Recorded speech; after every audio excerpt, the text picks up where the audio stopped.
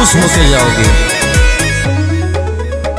गे पायल छनकाओ आ कंगना बजाओ, गे पायल छनकाओ आ कंगना बजाओ, गे बैठल रंगदार के दारू ढार के पिलाओ।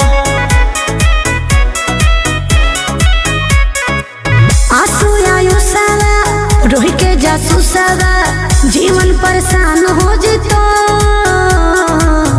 दुनिया का मोह छोड़ चुका हूँ, तभी गोली बारूद से दिल जोड़ चुका हूँ। दिल जल